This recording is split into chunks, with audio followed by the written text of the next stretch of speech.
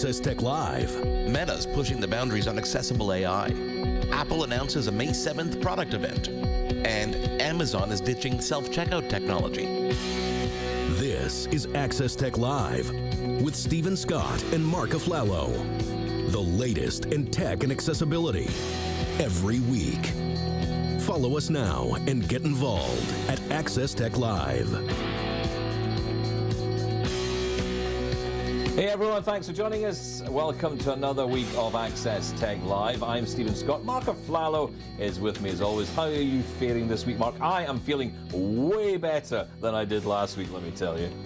Well, I'm glad that you are. Spring is in the air, Stephen, at least here in Canada, enjoying it. I hear temperatures are going up to like double digits, so that's a good thing if you're north of the border. If you're south of the border, well, I don't really care. That's nice. What about if you're east of the border, like in Scotland? You know, I've got to say, I don't know. You tell me. I'm not there. Tell me what the weather's like. Is it good? Is it nice? Yep, we are getting into double digits now. The sun is shining, or as we call it here in Scotland, the yellow UFO, because we don't see it very often. So yes, we are enjoying springtime, which is wonderful. Listen, we've got lots to get through today on the show. We're managing Parkinson's with technology. It's a very interesting topic, something we've talked about before on the show. We're going back into that topic today, and we're going to talk with a company that is literally on the cutting edge of technology for people with Parkinson's. Plus, Meta has brought a big AI update to its Ray-Ban frames here in Canada. We're going to try and demo it. I say try and demo. We'll get into that a little bit later. And it's time for an Apple event. Well, May 7th anyway. We've got to wait a little bit for it. But before we get into that, let's start with Mark and the latest headlines in tech and accessibility. Now, Access Tech Live headlines. So you think sign language is universal? Think again.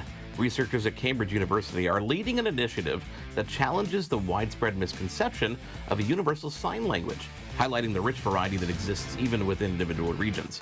They're applying machine learning to analyze the movements in signing hands, and their team hopes to enhance the understanding of accessibility of sign languages, fostering better communication within the deaf community and broadening academic resources. This AI-driven approach could significantly change how we interact and learn about sign language, which is pretty cool. Amazon is pulling the plug on its Just Walk Out self-checkout technology in its U.S. fresh grocery stores. Despite the high-tech appearance, real people in India were actually needed to monitor the checkout process, proving that the system was a little bit less automated than they actually touted. It's costly, requires extensive equipment, and has faced privacy concerns and even operational glitches. Now, Amazon plans to focus on deploying what they call Dash Smart Carts, which have onboard computers to help track purchases, hoping to streamline the shopping experience without the same privacy and complexity issues. April is Parkinson's Awareness Month, and researchers at the University of Cambridge have developed an AI-driven method that identifies new Parkinson's disease treatments much faster than traditional methods. They're using machine learning to screen millions of compounds. They found 5 promising candidates by targeting the protein alpha-synuclein, which forms harmful clumps in the brains of Parkinson's patients. This method not only speeds up the screening process by 10 times, but also reduces the cost significantly, which could lead to quicker development of new treatments for the condition. Meta's in the news this week with a couple stories, starting with the announcement of its open mixed reality ecosystem, which is what powers their Quest headset. It's that operating system, making it available to other hardware manufacturers. This is an interesting move, and the design is to foster a diverse range of mixed reality devices and apps, kind of broadening the ecosystem and providing more consumer choice. The new ecosystem will be powered by Meta Horizons OS operating system, a mixed reality OS developed from extensive investments in technologies like high-resolution pass-through and spatial anchors, they're calling it. This expansion will allow developers a greater reach and facilitate the integration of social features across virtual spaces, potentially reshaping how consumers and even businesses interact with mixed reality technologies. Meta is also in the news because the company has released Meta AI with Vision on their Ray-Ban Meta smart glasses in Canada. The feature, which is available in beta right now, allows you to ask questions about anything you might be looking at, and Meta AI will use the context and things around you to hopefully provide an answer that's actually right. We're going to demo that a little bit later on, and we'll get to the bottom of it. Plus, the beta also features the ability to share your view on a video call with WhatsApp and Messenger right from the glasses itself. Finally, the company has announced new styles for the smart glasses, including a cat eye style and low bridge option.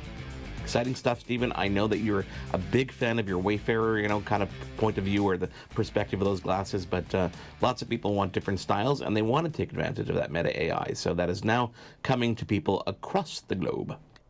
Yeah, that is absolutely fantastic. And the AI features only in the US and Canada so far, hoping that will stretch out across to the rest of the world soon.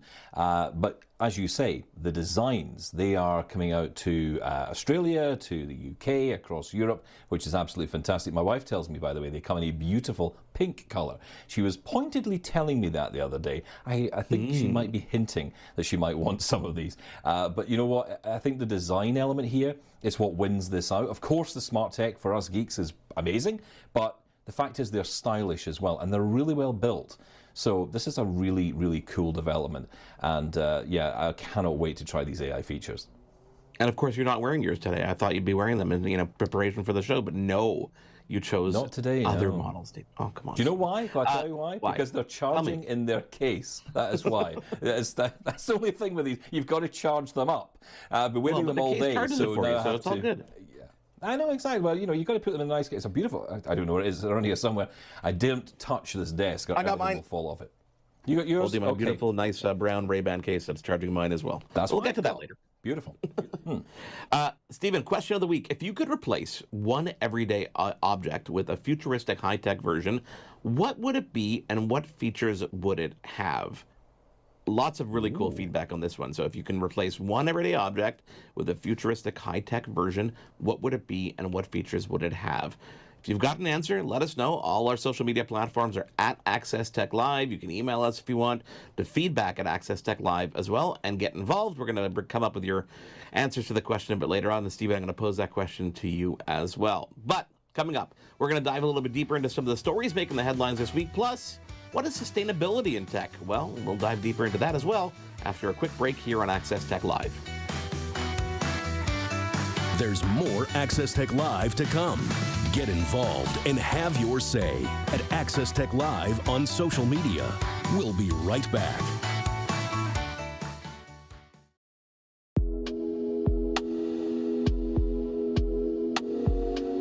Access Tech Live will return in less than 2 minutes.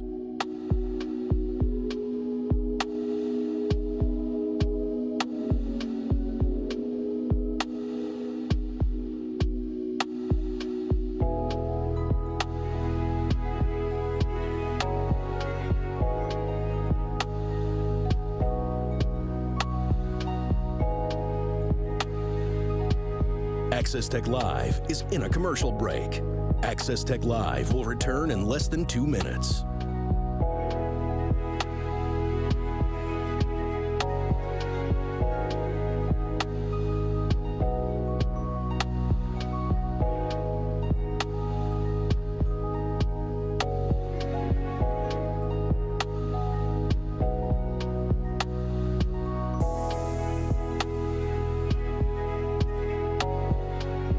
Access Tech Live is in a commercial break. The show will return in less than a minute.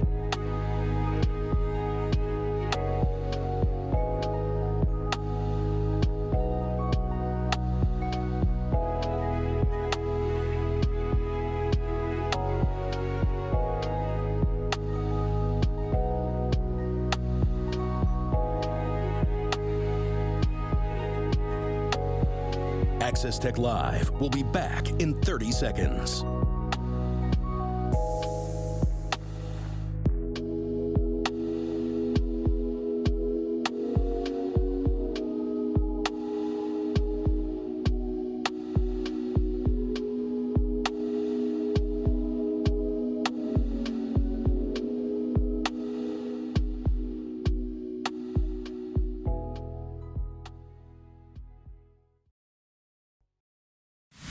This is Access Tech Live.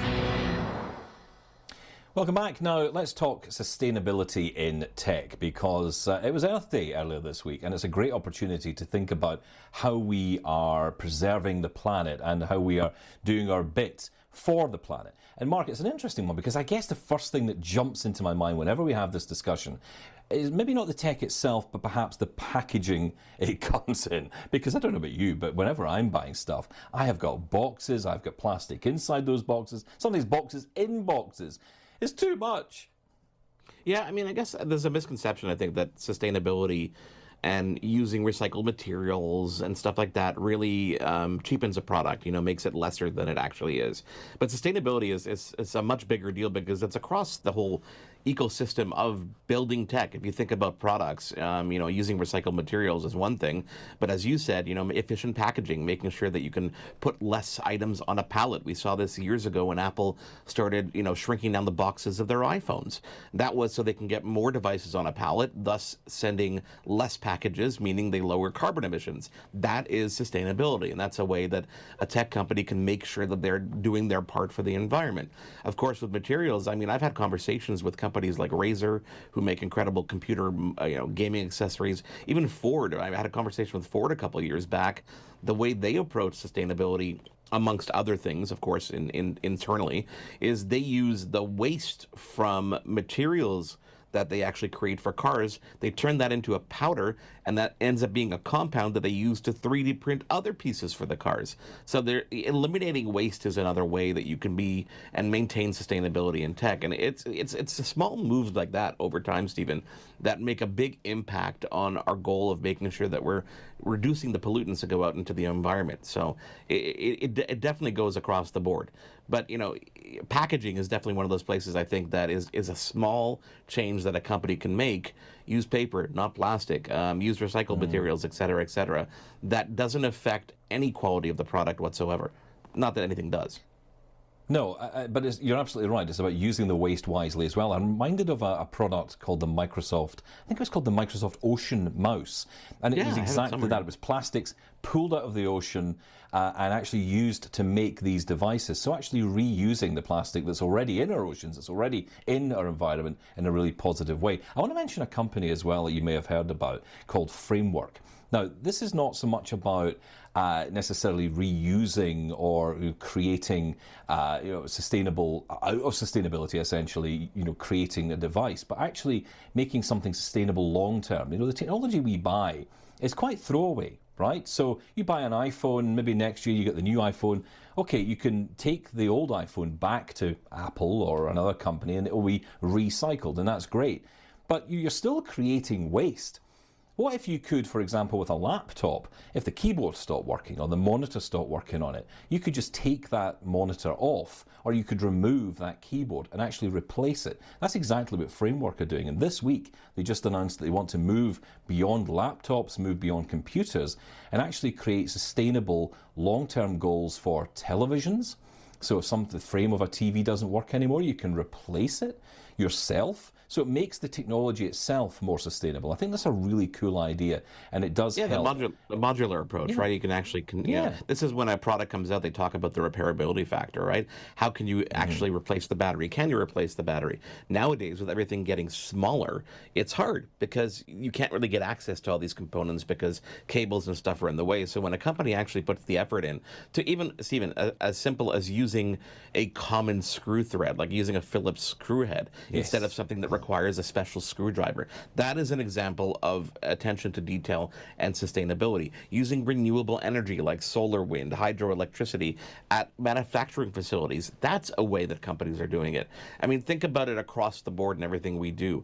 Things like green transportation, carpooling, using hybrid vehicles, biking and walking instead of driving a car. Those are all little things that we can all do to make a difference to the world around us, which will benefit not only us, hopefully, in our lifetime, but the different generations that are out there, and especially in the tech world, because this is such a place where there's so much manufacturing that goes into things, so much waste that was there. So reducing that carbon footprint is definitely something that's something to be paid attention to. And Apple does a really good job at it. I mean, I can imagine that at their upcoming event in just a couple of weeks here on May 7th, they're going to be talking about the environment and talking about everything that goes into making whatever new products they announce sustainable. Yeah, and another area, and I think disabled people, I've got to say this, disabled people are often at the forefront of all of these things, especially when it comes to transportation, remote work as well, which is another way to cut down on the carbon emissions and all of that. If you can, instead of having to travel across the world for a meeting, do it over Zoom, you got to think about that. That's the impact. These are small things we can all do every day to make life better. But look, you did mention the Apple May 7th event. I have to talk about this because this is quite an interesting one. It kind of dropped out of nowhere. It's called Let Loose. This is the name of the event, which doesn't often give much away. But the idea here is we're going to see iPads, right? We're going to get new iPads this year. That's the expectation. We never know what we're going to get until we get it. People who always ask me, come to me, oh, do you know what they're going to be announcing? I'm like, if I knew what they were going to be announcing, I probably will be in jail soon because I, went against an NDA of some kind. But we are expecting iPads. It's been a very long time. It's been over a year and a half since we've seen any real shift to the iPad line. There's rumors of a new Apple Pencil, which is kind of interesting. A lot of people are saying, will this be when we start seeing glimpses of AI and what Apple's doing? And I don't think that's the case. If they're doing an event like this, it's going to be hardware focused. They're obviously releasing something that they feel will get some good media attention.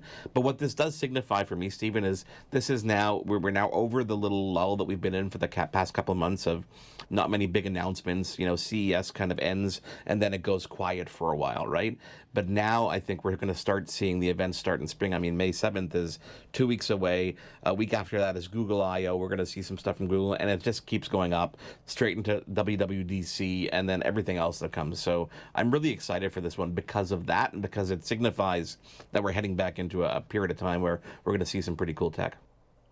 If we've got time, I want to quickly talk through about what some of these announcements might be. I mean, we don't know anything, as you say, but these are rumours at this stage. The rumours are we're going to see a new iPad Pro, possibly with a new M3 processor in there. That's quite interesting. Probably not a huge surprise. The story at the moment that is doing the rounds is that there may be a new iPad Air, and that will be 12.9 inch. So that's the first time we've seen this sort of Pro size, the big iPad come to... iPad. Yeah, they come to those smaller, what actually were smaller iPads. So this will be the first time we might see that. How popular do you think that's going to be? I think in education it might be popular. I'm going to be honest with you. I've had, and I have somewhere around here, every shape and size iPad, from a mini to the 11 inch to the 12.9 inch. I thought I'd enjoy a 12.9 inch, but I found it was too big. I just found it was just a little bit too bulky for what you want to do. The 11 inch is kind of the perfect sweet spot. It allows you to consume your media, get some work done if you want to. The mini just makes me feel like I'm in a Star Trek episode, like walking around with data in my hand. Like it's just so cool to have that. But it's a little bit on the too small side. I almost feel like that should be sitting in a bathroom somewhere so that you can not stare at your phone. But this is where the sizes kind of, it's interesting because you got these almost 7-inch iPhones, right? And then you got a 10-inch, a 9-inch, iPad mini. Like at some point, size matters at some point. Like, well, what are we doing here? Where's that sweet spot going to be? And then you look at the laptops and wonder, okay, but we've got a 13. It's all over the place. I don't think 12.9 is going to be very popular. I think that 11 inch is that perfect sweet spot between all of them. That's interesting. There's also rumour that the iPad mini will not see much love this time around. Again, these are all rumours. We don't know.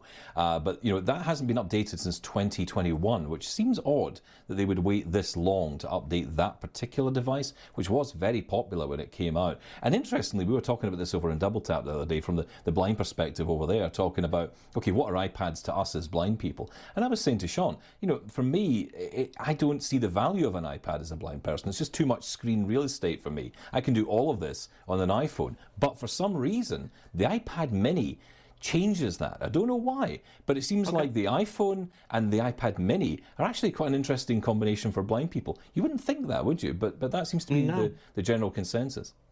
I was having a conversation with Blackmagic the other day. They announced a whole bunch of products at NAB, which is a big broadcasting convention that happened a couple weeks ago. And Blackmagic is interesting because mobile is actually a major focus of what they're doing right now, and the iPad is at the focal point of that. They were one of the first companies to release a video editing software in DaVinci Resolve for the iPad that was up to par with the desktop. Of course, there were things missing, but the lines are blurring now between that form factor, especially when you see things like the Surface Pro, which is basically a tablet first, but also with a full operating system. The lines are being blurred there with what we can do on these iPads because they've got desktop-grade processors, but the apps just aren't quite there because Apple is... They're putting a wall up there. They're not letting people design what they could possibly do and push those things to the limit. And I wish they didn't do that because I think that the perfect MacBook Air is, an 11 or 12-inch iPad, to be perfectly honest, with a keyboard accessory. But I think we're years before we're ever going to see something like that. I totally agree with you on that. And I think that's the problem. You have a very powerful desktop-capable machine, but it's designed inside this lifestyle design, which doesn't make sense. I don't know why they can't open up. I know that's something you've been quite annoyed about for many years. Why not open this up, make it more capable? More like a MacBook. More like a MacBook, exactly. It's funny, I mentioned CES, Stephen, and back at CES we had a cool interview with a company that made the gyro glove. And it was one of these interviews we said, let's get these guys on. And it was super interesting because the glove features a whole bunch of sensors and things on the arm. It would have been great if I had a clip of that. That helps manage Parkinson's. And that leads us kind of perfectly into a tease for our next segment because Parkinson's Awareness Month is going on right now. And the gyro glove have got a lot of attention at CES. And I reached out to them. I said, what's new? What's going on? Is there anything we can talk about? And they said, honestly, we've got some developments coming and some more commercial availability, but the use cases have been coming in left, right, and center, and people are absolutely loving it. But tech plays a pretty big role when it comes to not only managing Parkinson's, but also, treating it and actually, just dealing with it. And when we come back after a quick break, Stephen, we're going to be talking to a very cool company called Rune Labs. They have one of the first FDA-approved apps for the Apple Watch that help to manage Parkinson's disease. Very interesting concept, and we're going to talk to their COO and CFO after a quick break here on Access Tech Live. And don't forget the question of the week. Ooh, it's a good one. If you want to get involved on social media, is if you could replace one everyday object with a futuristic high-tech version, what would it be and what features would it have? I've got some ideas, and so do you. Let us know at Access Tech Live on all our social media. We'll be back in a quick moment. There's more Access Tech Live to come. Get involved and have your say at Access Tech Live on social media. We'll be right back.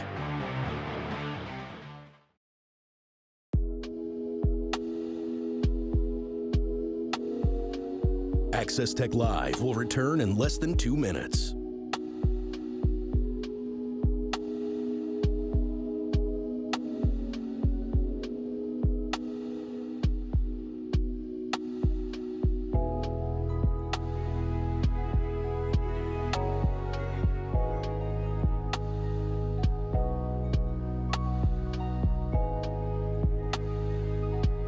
Access Tech Live is in a commercial break.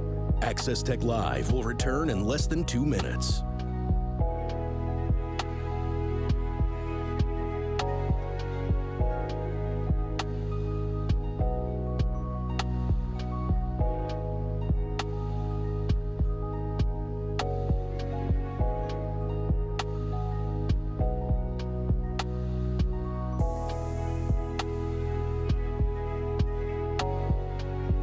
Access Tech Live is in a commercial break.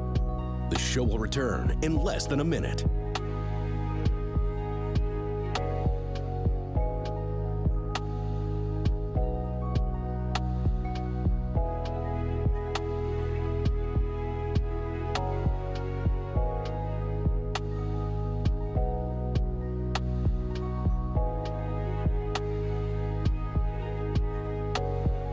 Access Tech Live will be back in 30 seconds.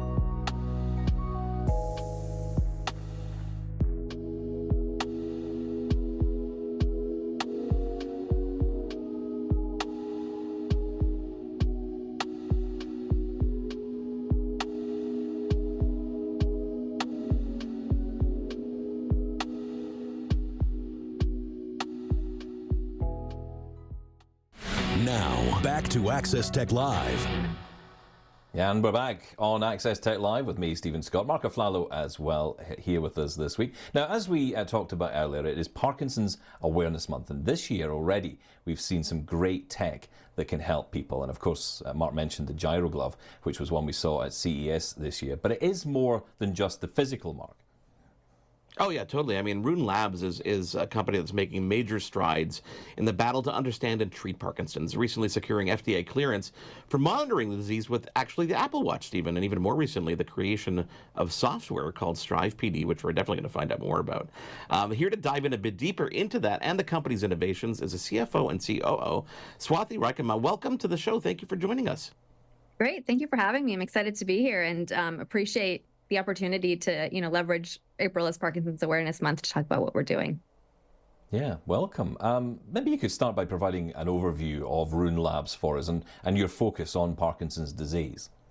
Yeah, absolutely. So Rune Labs is a data analytics company focused on neurodegenerative disease. And, simply what that means is we are looking at harnessing brain data through wearables such as the Apple Watch, which you have mentioned before. And our first use case is in Parkinson's. So there are many neurodegenerative diseases out there. We want to really be able to focus and, deliver a great solution to one and then move to others. And so what Strive PD does is what we've done is actually built an algorithm on top of the movement disorder application that already exists on the Apple Watch.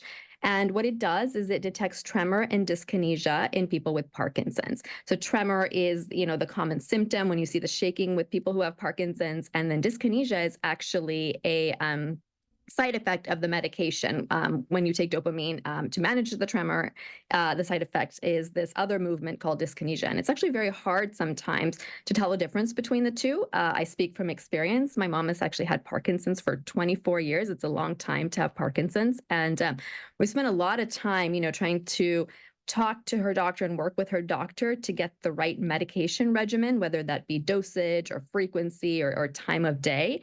And it's very anecdotal, or it has been, until I also discovered Strive PD as I started to work with Rune. And it's almost like diabetes. You really have to sort of titrate the medication just through experience and discussions with your physician.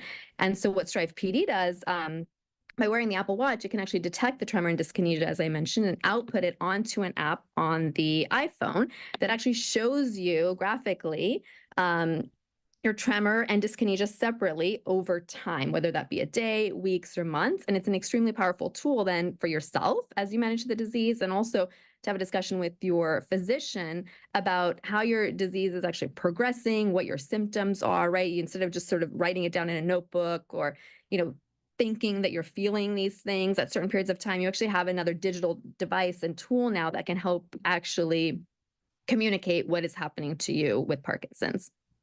That's so super cool.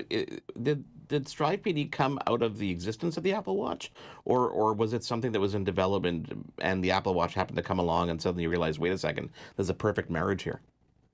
Yeah, we were actually, so we, the company started by our CEO, Brian Pepin, right?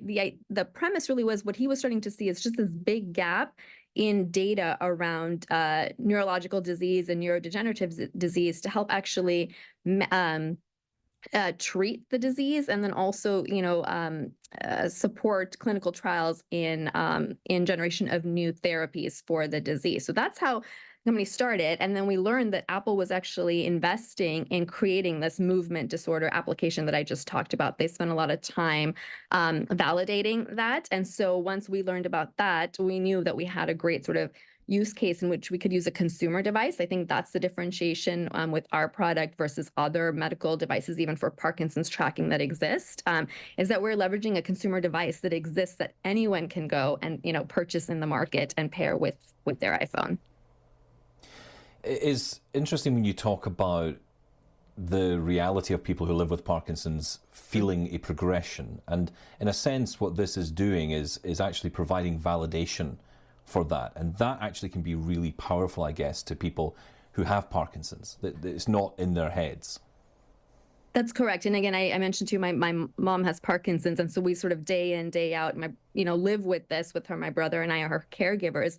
And I think it's exactly what you just said. It validates, right, what we see or what we're anecdotally trying to explain to the physician. And I think once you see that and you see the validation, you can actually start to better manage it, better start to treat it, and just from just a whole body self, like feel that there is support, not just from your clinician, but some other tool that's with you day in and day out, versus your clinician who you see maybe once a quarter, once every 6 weeks, that is supporting you throughout this process. So if they're going to ask you what kind of insights, other than obviously distinguishing the two there, what other kind of insights can we gain from the data that's collected by the app itself? Yeah, so the app, and again, this is the beauty of leveraging a consumer device that has done a lot of the work. Parkinson's for sure, but other disease states are really impacted by life and lifestyle. So exercise, for example, is something that heavily impacts Parkinson's disease, right? The more you exercise, and it has to be done sort of at the pace that if you have Parkinson's, you can manage. But exercise is known to help manage the symptoms, improve the symptoms, help people with Parkinson's sort of, be able to conduct daily activities better. So that is tracked through your Apple Watch. Things like sleep are impacted through Parkinson's. And so that is also tracked through the Apple Watch. Your heart rate is tracked, right? So in addition to tremor and dyskinesia, which we have built the algorithm for on the Apple Watch, some of these other activities that I just mentioned, exercise, sleep, heart rate, are already being collected through the Apple Watch. And so what we do with Strive PD is actually pull that into our database as well. And we can overlay those activities with the tremor and dyskinesia. So you can see if any of those are impacting the different symptoms you're feeling as well. I mean, I can imagine there were plenty of technical challenges you had to overcome to create this app, but I also wonder about the limitations of the watch itself. Are there any limitations? Could you have gone further if the watch had this particular sensor or this particular element to it?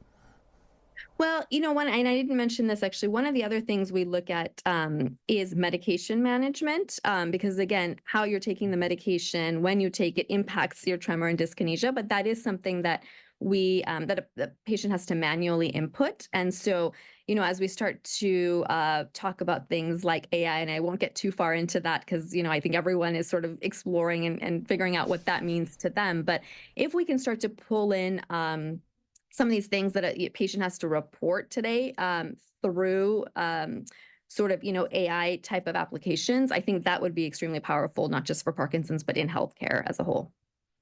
Swati, do you think that and based on your feedback from actual patients who are using this, a Parkinson's diagnosis can be really scary for people.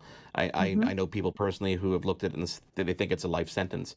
But I think that the way technology has evolved, we're looking at Parkinson's a little bit differently. And thanks to apps and data like this, are people finding it a welcoming approach, that they know more about what's going on and they can actually treat it a bit better? What's the response been? So we have over 8,000 users who are on the Strive PD platform, people with Parkinson's or caregivers, and feedback that we've gotten from many of them is it's just what you had said earlier. There's validation, and then there's the ability to actually physically see on the app what's happening, and then as a result, just, feeling more in control of the disease to better manage it. And so I think what it allows folks to do, and I alluded to this a little bit earlier, right? You only see your physician, again, maybe every 3 months, 3 months if you're lucky. It's really 6 months, maybe every year, depending on sort of where you are in the disease progression. And outside of that, it can be lonely. Actually, that's what a lot of patients have said to us, is that it's lonely, right? You can try to find support groups which help for sure. And I encourage anyone with Parkinson's, to participate in those, because it does provide a community, again, to validate what one is feeling and experiencing. But I think, what digital tools like this do, and this is the whole premise of digital health, which is the space we play in, is to better understand and manage your disease outside the doctor's office, where you spend 99.9% of your time. And so I think having this digital companion and tool is a way to, as you're using the technology, sort of be able to manage and understand when certain things are going to happen. Maybe you shouldn't be taking a walk at certain times, because now you start to see patterns and when you're going to have more tremor or dyskinesia. And so those are the sort of things that I think digital tools can help in terms of better lifestyle management. Do you see that devices like the Apple Watch actually help people get access to this kind of technology, this kind of capability more? Because, I think about all the different devices. There are many medical devices out there that can help with various conditions.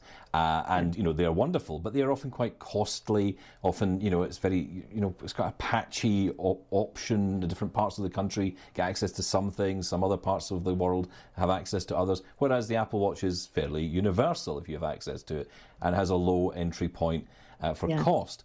Do you think that makes a difference here? I think that makes a world of difference. And, I mentioned earlier that my mom has Parkinson's, and her doctor had actually, prescribed to her another medical device that would track tremor and dyskinesia, but it's for a very short period of time so that the doctor can make, an informed decision for, again, a period of time. So this medical device was being prescribed, for a 2-week period, after which the doctor would get the data and then, make a medication change or decision, for that period of time. I think the beauty of starting to build more health applications on readily available consumer devices is that you get a consistent stream of data. The patient also, or the person living with the disease also has access to the data. So it's not only your doctor who benefits, but it's you living with the disease who also benefits. And so I think this push again towards leveraging consumer devices is extremely powerful. The other thing I'll say about consumer devices, and I'll use the Apple Watch as an example, right? Apple has spent a great amount of resources and energy creating a great consumer device that, we all want to wear on a daily basis versus like a more clunky medical device. And so, being able to bring health applications onto consumer devices really just makes it a part of one's life versus a separate application that they have to use, which is more burdensome. Yeah, totally. Swati, where do you see the future of these therapeutics going and wearable technology in the treatment of Parkinson's? Yeah, I think the future is really, I think there is an adoption curve that's happening today where people are really starting to get used to relying on, digital technologies to manage their disease state. I think there's a heavy dependency, and again, as there should be, on your physician or your care team. But I think the more prevalent these become in the marketplace, not just with Parkinson's, but with other disease states, right, the more people are going to get comfortable with leveraging them to better manage their disease. I think, and again, I touched upon this earlier, there's this whole notion of AI. I think having and there's got to be a lot of like barriers and boundaries around this. And so that's why healthcare hasn't fully, sort of gone into this just yet. But, having that digital companion that can really help you manage all aspects of your life, really, not just the disease, right, but your life. I think that's where we want to get to with these digital tools, is better life management instead of disease management. AI, of course, will make a huge difference down the line, but, it feels that we're in a good place now, even with the technology we have literally on our wrist, which is quite amazing. Swati, it's been great talking to you today. Thank you so much for coming on and sharing the story of your app. Thank you very much. Appreciate the time. Have a good day. When we return, we're going to talk all about the new features of Meta's Ray-Ban frames. We told you they're now available in Canada in beta, but we didn't tell you is that we're going to attempt a little demo time after a quick break here on Access Tech Live. There's more Access Tech Live to come. Get involved and have your say at Access Tech Live on social media. We'll be right back.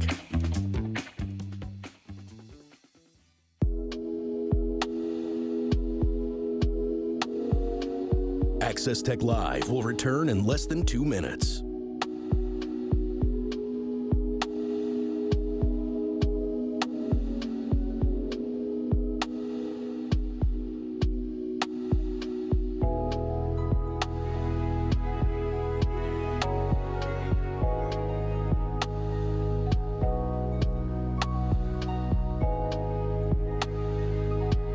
Access Tech Live is in a commercial break.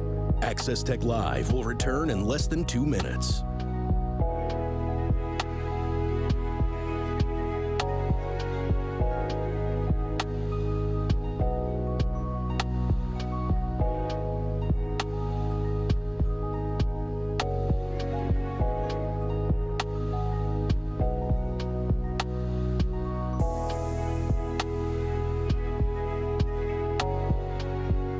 Access Tech Live is in a commercial break. The show will return in less than a minute.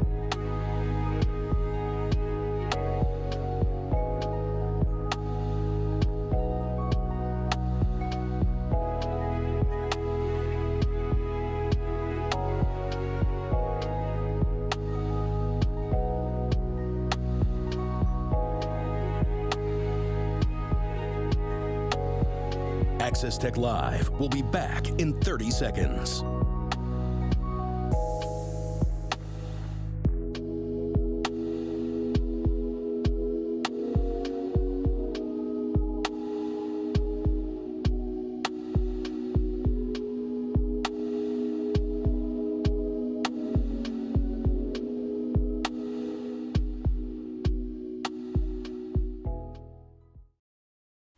This is Access Tech Live.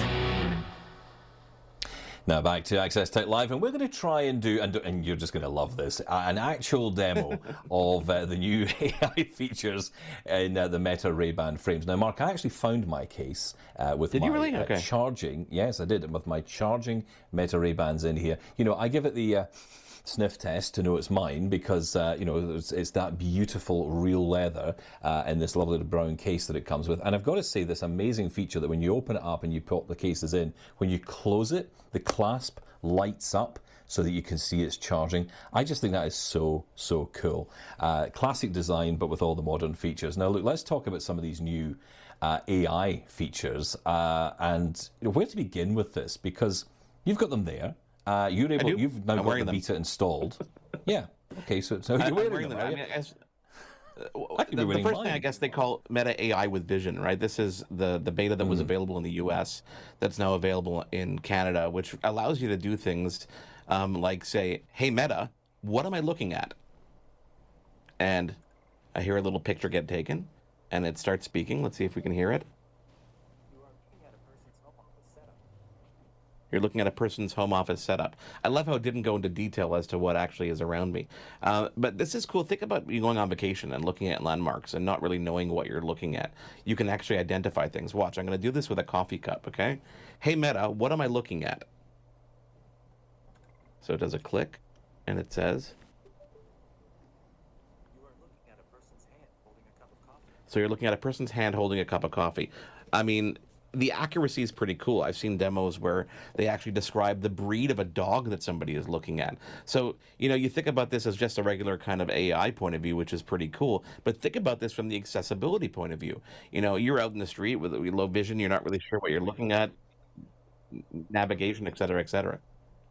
Yeah, I mean, all these different features, right? I mean, I also think about translation as well, because one of the cool things about the translation features that are built into this is you can look at a sign in one language and it will actually read that back to you in your language. And again, this is amazing for people, huge for accessibility, but of course huge for everybody. I think this is what's exciting the blind community, the disability community more broadly, because the opportunity here is for everyone. And I think that is amazing. I mean, you know, Stephen, think about, you know, translating languages. It can do that as well. And this is interesting because this device is not like other AI devices that are disconnected from your phone. It's actually connected to your phone, which lets you have that experience. And here's the benefit of an ecosystem sometimes, right? Because Meta, owning Facebook and owning, you know, WhatsApp and Messenger and stuff like that, they've actually integrated this a little bit into the actual glasses itself. So they've got a new feature called Share Your View. Now, we'll break this down, and I'm going to try and demo this thing here. And I'm going to basically open WhatsApp on my phone, and I'm going to make a video call to my computer. And we've got my computer over here that's going to answer the call, and we're going to make a video call to it. So what you'll first see is basically myself on the screen. So it gets a call, and I'm going to mute it so we don't have any feedback loops here. But on the screen, you'll be able to see hopefully my face. I don't know if it's actually coming through or not. It doesn't look like it's coming through. But then I can actually double click on the glasses, and it's supposed to share what I'm seeing out of the camera on WhatsApp. Now, when I look over at my laptop, it's showing it to me, but it's unfortunately not coming through on the screen. But it is allowing you to see what I see. So it's that first person point of view. I'll stop sharing here. It's that first person point of view of what I'm seeing. Now, think accessibility right out of the bat. Think of apps like Ira, think Be My Eyes, to be able to integrate that and actually show people that first-person point of view of what you're seeing. You don't have to worry about holding your phone up. You don't have to worry about taking your phone out of your pocket, to be perfectly honest, let alone how many times do people call you for tech support and you have no idea what you're trying to walk them through, but you can have them say, you know what, share what your glasses see. And it can actually do that, and you can actually walk people through things. So what's interesting about this, I find, is that it's a really simple, small feature that I think gives people access to AI in a way that's just kind of passive. It's just there. It's kind of helpful. And it takes the whole concept of the glasses that originally just, spoke and were Bluetooth headphones to a whole new level. Yeah, I mean, this is the interesting thing about what they've done here, because they've taken things that people might actually want to do, like take pictures, like share those pictures to Instagram, even make videos and send those to Instagram or even Facebook. Live stream. Which, of course, yeah, exactly. You can live stream as well. This is cool stuff that people will actually do. And I think this is why the Meta Ray-Bans have become so popular. These are incredibly popular. EssilorLuxottica, that make these glasses, say they cannot make them fast enough. They are just going off the shelves as soon as they are made. So, it does show you that there's a demand for this. Also, the style, the design, it is really cool. So I can understand why people want to go down this road. And of course, we all talk about wanting to have the latest tech, but it has to look good as well. We've seen so many examples over the years of this kind of tech coming along. It's just not that sexy. And this is. So I think this is so cool. Now, you mentioned WhatsApp. You mentioned, of course, Messenger has that functionality to do share your view as well. This all coming off the back of that live streaming capability. And it seems to be the first product that has managed to get it right, or at least so far, get close to getting it right, to be able to actually live stream from the glasses to your device and actually have a call. Obviously, we're in beta at the moment, so it's a little bit. Yeah, I was going to say, we're in beta at the moment. I must say that all the attempts of doing this leading up to today's demo have not been terribly successful. It does connect, it does work, but after a couple seconds, it says there's a poor connection. Now, you have to remember the glasses connect to your phone connects to the internet. There's a lot of factors involved here, and this is why they put that beta moniker on these things, which is kind of interesting. And it's also important, I think, to address the security and the privacy element here. And I think they have done a good job. If you think back to Google when they came out with the Google Glass, number one is the design of Google Glass was very strange. It was like a frameless pair of glasses with this giant piece of glass on the corner, and you were able to videotape and photograph people, and it looked strange, and society, I don't think, was really ready for it. Now, the way they've integrated these cameras into the glasses, where they're in each of the tips of the arms, and on my pair, which is the black matte version, you barely see them, but at least when you're taking a video or you take a photo, it actually flashes white. So you are telling people that something is going on. That being said, I still don't think my wife is happy when I wear these things. She calls me a creeper when I wear them and won't let my son get them either. That being said, we'll brush that aside. But I mean, they are taking those things into consideration when they're designing these things. And I think this is definitely, listen, at $349, this is a good entry-level price point. It's a gifting price point. It's something that is definitely cool, and something that is giving people access to AI in a familiar way that's just right there, without having to take if we don't have to take another device out of our pocket and stare at it. I think that's a win for society, I hope.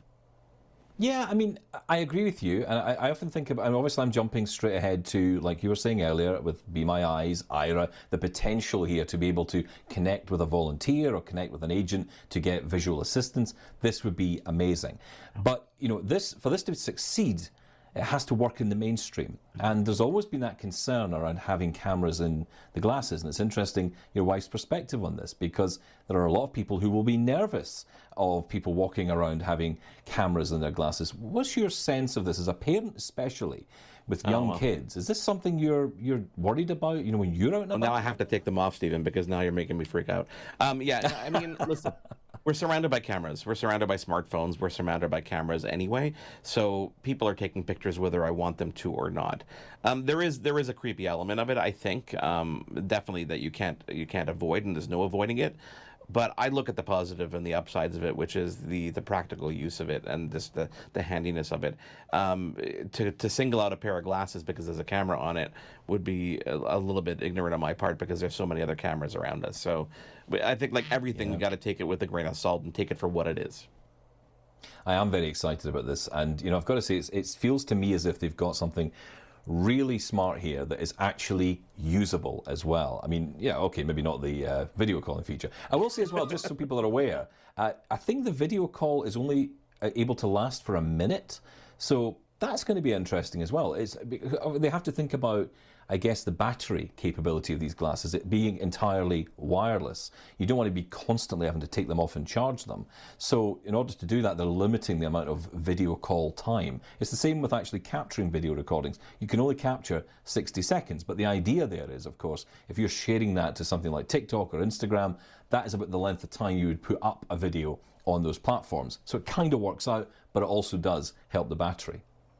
Yeah, no, definitely. You know what? You can get them now. Try them out. Again, I'd be happy if the video lasted longer than a second when I was actually streaming to it. Yes, but we'll get through that beta. Maybe they should have called this an alpha. Stephen, we're going to take a quick break. We got to get to your answers to the question of the week, which is if you could replace one everyday object with a futuristic high-tech version, what would it be and what features would it have? Well, we'll get to your answers after a quick break here on Access Tech Live. There's more Access Tech Live to come. Get involved and have your say at Access Tech Live on social media. We'll be right back.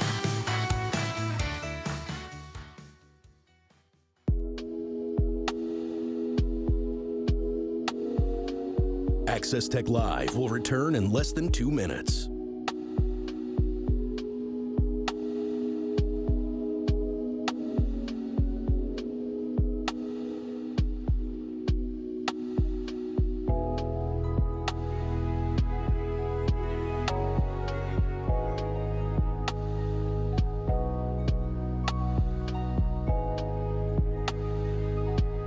Access Tech Live is in a commercial break. Access Tech Live will return in less than 2 minutes.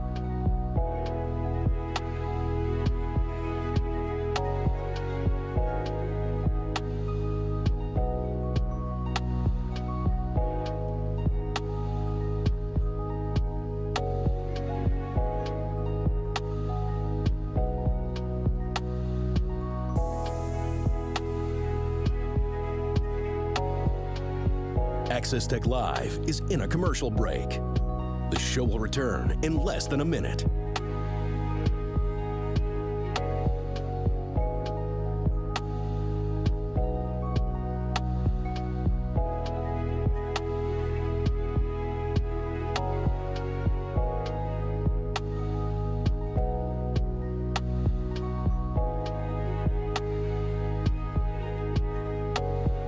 Access Tech Live will be back in 30 seconds.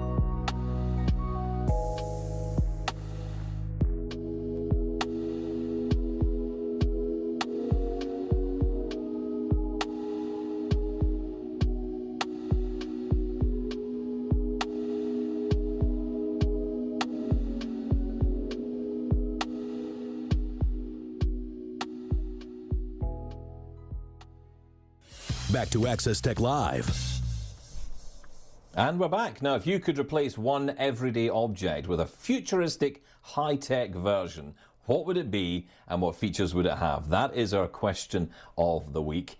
Mark, I have no idea what you're going to say on this. My mind is boggled. As you say that, I'm like, I put these questions out. I field the answers from the audience, and I'm still, to this moment, not sure what I'd answer to that question. So I'm going to have to kind of think in the background here. Stephanie did write in and said a laundry folding machine and putter awayer. I don't think that's a word, but I mean, that would definitely be cool if it was actually, what if the machine was like a washing machine, a drying machine, and then it folded and put things away? That would be cool. So cool. Oh, wouldn't that be cool? Mm-hmm. Melanie writes, something that cooks. Okay. I mean, something that cooks. On the same kind of line, food replicators from Star Trek from Will. Will said food replicators from Star Trek, which is pretty cool. Ronnie would like to replace her car with a transporter and says, beam me up, Scotty. And then last one here comes from Gino. It says, a dishwasher that loads, cleans, and unloads. And I would add to that and also puts away the dishes, because that would be nice. Somehow we'd have to figure out the workflow in the kitchen, but listen, this all makes sense that I don't think there's a bad answer to this. What would you say? All of that. I mean, the dishwasher, I was thinking of an ironing device of some kind. I'm kind of on the putter-aware side of things as well. I think there should be something that, there was a great system I saw, and this could have just been one of those Facebook ads that leads to nowhere, but it was a device that you kind of got installed in your house, and it was like a vacuum system you would throw a T-shirt at, and it would just thump into this maze of pipes. Does that exist? And then it can no, that actually exists. Somewhere? They make it. It's exactly like it's a vacuum tube for laundry, and I've seen this again on Amazon as well, or places like that, where you literally throw your laundry at it, and it sucks it down a tube and brings it. It's like a modern futuristic laundry chute, basically. These are the type of things that if I ever built a house, Stephen, like from scratch, these are the things that I consider, stuff like that, and stuff that I don't think anybody would think of until after the fact. Can you imagine trying to do that after you've moved into a house that was built in the 70s? It would never. It would be it would somehow tie into the air conditioner. I don't know how that would end up. It would not work out very well. I would love a 3D printer so I could download rice. A 3D printer so you could download rice? Like you could go to the store, right? Online. You could go to a store, you could say, hey, I want rice today. And you could just hit a button and it would just form in front of you on a 3D printer. Wouldn't that be cool? It could just make your food right in front of you. 3D printed food? What? Yeah, 3D printed food. And if it could download KFC, then it would be even better. Oh, no. Now you're talking. Now you're getting, this is actually getting pretty serious here. Let us know on social media. It's at Access Tech Live. You can let us know anytime. We obviously get back to you guys all the time. It's always fun to throw the question of the week out. Stephen, I wanted to tell the audience you're going on vacation for a couple of weeks. You'll be here next week. So we're gonna bring you a very cool Mother's Day gift guide with some cool ideas for the mother in your life. Not Mother's Day in the UK though; it's only Mother's Day here in Canada on May 12th, right? Yeah, that's right. We have a different Mother's Day. I have no idea why. Very confusing. We'll have to figure that out. You're going on a journey to Canada. You're coming to Canada, but you're not coming to visit anybody on the show. Unfortunately, my timing just doesn't work out. But yeah, I will be traveling through Toronto, all the way through on the wonderful Rocky Mountaineer train, all the way through to Vancouver, and then embarking on a beautiful voyage around Alaska. So yeah, it's a little tiny trip, just a tiny little journey. That's very cool. Your Ray-Ban Meta frames will come in handy taking pictures and streaming that stuff too.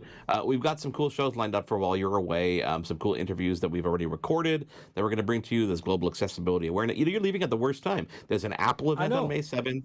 We've got Google I/O May 10th to 14th. I said this was ramping up. We talked about this at the beginning of the show, and you're going to miss all of it and come back to just WWDC. Oh, you planned this properly, didn't you? That's pretty cool, though. Yeah, that's not a bad time to come back. June 10th, that's my date. June 10th. Well, thank you for being here, as you are every single week. Thank you to our guest, Swati from Rune Labs, for joining us and teaching us all about the very cool stuff they're doing with Parkinson's. And thank you guys for answering our question of the week. And do let us know if you want to get involved in that. And every single week, you can do that on all the social media at Access Tech Live. Our email address is available to you 24/7 as well. Feedback at accesstechlive.com as well. On behalf of everybody on this week's show, and of course Stephen Scott, I am Mark Aflalo. We'll catch you next week on Access Tech Live. Thanks for tuning in to Access Tech Live. Follow us online on all social media at Access Tech Live. Email us feedback at accesstechlive.com. Hosted by Stephen Scott in Glasgow and Mark Aflalo in Montreal. Written by Stephen Scott and Mark Aflalo. Producer Mark Aflalo. Director Dan Panamondo. Technical Director, Caitlin Robinson. Audio, Jordan Mulgrave. Live graphics and playback, Kingsley Juco. Graphics Coordinator, Eliza Rocco. Integrated Described Video Specialist, M. Williams. Supervising Producer, Michelle Dudas. Produced in collaboration with Aflalo Communications, Inc. and Double Tap Productions. Copyright 2024, Accessible Media, Inc. An AMI original production.